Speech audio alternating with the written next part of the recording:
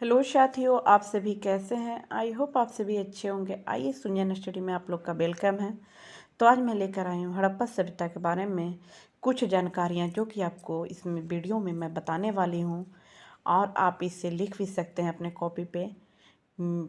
तो आपको इसके बारे में बहुत ही गहराई से जानकारी देने वाली हूँ। आप लोग मेरे वीडियो को फुल बात ज़रूर करें। तो आइए स्टार्ट करते हैं।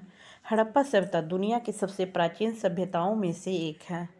इसे कला, संस्कृति और वास्तुकला का केंद्र माना जाता है। इन स्थापत्य स्थलों पर की गई खोजों से हमें अपने पूर्वजों के जीवन और जीवन शैली के बारे में बहुत कुछ पता चलता है।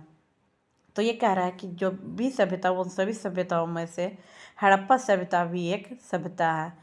इसमें से कला, संस्कृति और वास्तुकला का इसे केंद्र माना जाता है और इससे हमें पता चलता है कि हमारे पूर्वज क्या कैसे पहले रहते थे, कैसे जीवन यापन करते थे। इससे हमें, इस सभ्यता से हमें ये सभी बातें पता चलती है। हड़प्पा को उपमहाद्वीप का 4700 साल पुराना शहर माना जाता है। कितना साल? 4700, जिसकी खोज 1920 के आसपास हुई थी। खोज के तुरंत बाद लोथल, धौलावीरा, मोहनजोदड़ो और कालीबंगन जैसे शहरों की भी खोज हुई थी और इन्हें हड़प्पा शहर या हड़प्पा सभ्यता के आगमन के रूप में जाने जाने लगा। इन सभी शहरों की खोज सिंधु नदी के आसपास की गई थी। किस नदी के? सिंधु नदी के आसपास, जिससे सिंधु घाटी के अस्तित्व को साबित किया जा सकता है। हड़प्पा शहर 2 या उससे ज़्यादा हिस्सों में बटा हुआ है। कितने हिस्सों में बटा हुआ है? 2 या उससे भी ज़्यादा, जिसमें पश्चिम की ओर वाला हिस्सा छोटा था लेकिन ऊंचा था, जिसे गढ़ कहा जाता था। क्या कहा जाता था इसे? गढ़। इसके अलावा पूर्व की ओर वाला हिस्सा तुलनात्मक रूप से बड़ा था लेकिन कम ऊंचा था और पूरा तत्विदों ने इसे निचला शहर कहा था। पश्चिमी ओर वाले हिस्से को क्या कहा? गढ़। और जो पूर्व की ओर वाले हिस्से जो है उसे क्या कहा गया था? निचला शहर। गढ़ में अन्न भंडार, धार्मिक इमारतें, सार्वजनिक इमारतें और सभा भवन शामिल थे, यानी पश्चिमी हिस्सा में। जबकि निचला हिस्सा यानी पूर्वी हिस्सा में एक दूसरे से समकोण पर चौड़ी सड़कों द्वारा काटे गए आयताकार खंडों में विभाजित था। हड़प्पा की वस्तुएं पत्थर, सैल और धातु से बनी थी। तांबे और कांसे का इस्तेमाल औजार, हथियार, आभूषण और बर्तन बनाने के लिए किया जाता था। सोने और चांदी का इस्तेमाल आभूषण और बर्तन बनाने के लिए किया जाता था। सोने और चांदी का इस्तेमाल आभूषण और बर्तन बनाने के लिए किया जाता था। हड़प्पा के लोग पत्थर की मुहरें भी बनाते थे। मुहर जो था वो पत्थर के रहते थे। वे खूबसूरत काले डिजाइन वाले बर्तन बनाते थे। ईंटें इतनी अच्छी तरह से बनाई गई थी कि ऐसा लगता था कि वे हजारों साल तक टिकी रहेंगी और उन्हें एक दूसरे से जुड़े पैटर्न में रखा गया था, जिससे दीवारें मजबूत हो गई। लगभग 150 साल पहले इनमें से कई ईंटें इंजीनियरों द्वारा हटा ली गई। लोगों ने सड़कें के दोनों ओर 1 या 2 मंजिला मकान बनाए और आंगन के चारों ओर कमरे बनाए।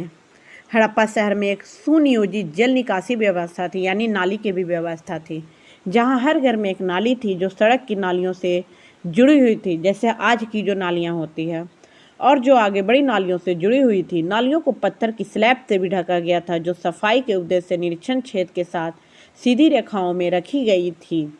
मतलब कहने का है, जो आज का नाली देख रहे हैं जिस पर स्लिप ढका हुआ रहता, उसी का हड़प्पा सभ्यता के समय थी, यानी हजारों साल पहले की बात है। उस समय भी शहर जैसा ही, अभी जैसा ही सब कुछ था। हड़प्पा के लोग गेहूं, जौ, दालें, मटर, चावल, तिल, अलसी और सरसों उगाते थे। उन्होंने हल के नाम से कुछ नए औजार भी विकसित किए और इसका इस्तेमाल बीज बोने और मिट्टी को पलटने के लिए, मिट्टी खोदने के लिए किया जाता था। कम वर्षा के कारण सिंचाई की एक विधि का इस्तेमाल किया गया। क्या किया गया? सिंचाई की एक विधि का इस्तेमाल किया गया। हड़प्पा के लोग भेड़, बकरी और भैंस पालते थे। कई जगहों पर पानी और चारागाह मौजूद थे। लोग फल, मछलियाँ इकट्ठा करते और जंगली जानवरों का शिकार भी करते थे। मोहनजोदड़ो, हड़प्पा और लोथल में भी अनाज के भंडार के लिए विशाल भंडार गृह थे, ये तीनों जगह में, और इसलिए उन्हें अन्न भंडार कहा जाता था। कालीबंगन और लोथल में बनी अग्नि वेदियाँ पाई गई है, यानी यज्ञ का भी वहाँ ये मिला है, जिनका उपयोग बलि देने के लिए किया जाता था। लोथल में माल की लोडिंग और अनलोडिंग के लिए एक विशाल गोदी भी मिली है। उन्होंने शहर में विशेष इमारतों के निर्माण की योजना बनाई। संभवतः उन्होंने कच्चा माल लाने के लिए लोगों को दूर दूर तक भेजा और उन्होंने सबसे कीमती वस्तुओं को अपने पास रख लिया।